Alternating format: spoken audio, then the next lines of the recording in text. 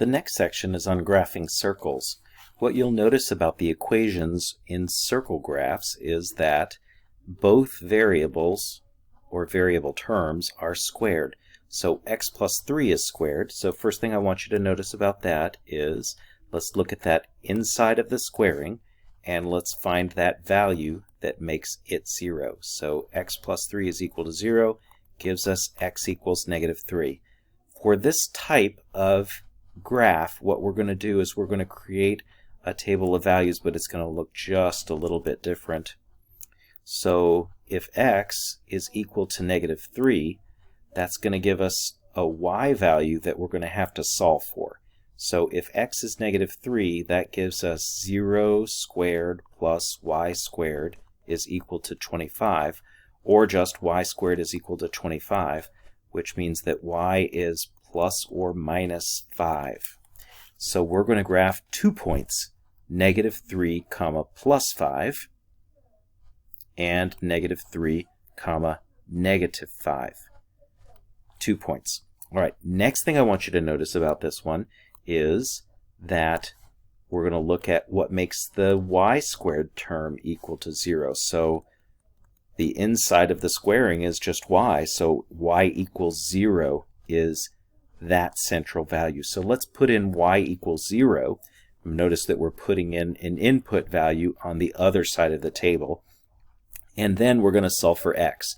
So if we take the equation x plus 3 squared and replace y with 0, we get plus 0 squared equals 25, or x plus 3 squared equals 25, then x plus 3 is plus or minus 5, which means that x is -3 plus 5, which is 2, or x is equal to -3 minus 5, which is -8. So we're going to graph 2 points, 2, 0,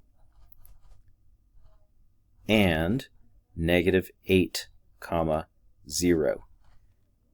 Do not connect these points with a square, it's a circle.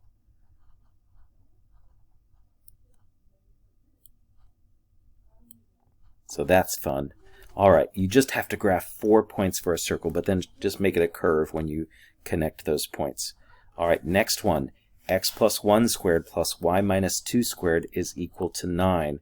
So let's find that value of x that we're going to use in the table by making x plus 1 equals 0. So x is -1. So when we create our table, when x is -1, then we can solve the equation by replacing x with -1. That's going to give us 0 squared plus y minus 2 squared is equal to 9, or just y minus 2 squared is equal to 9, which means that y minus 2 is plus or minus 3.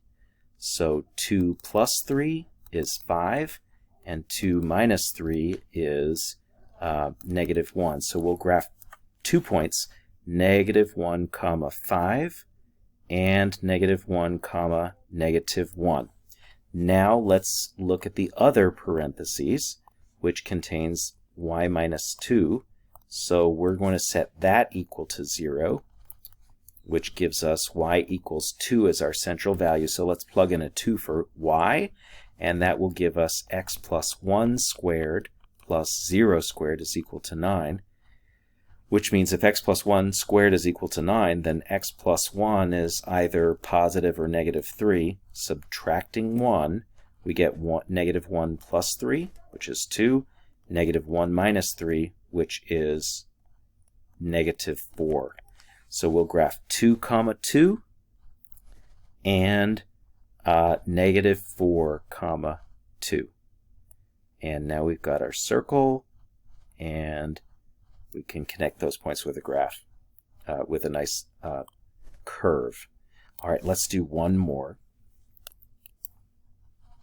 So x squared plus y minus 3 squared is equal to 16.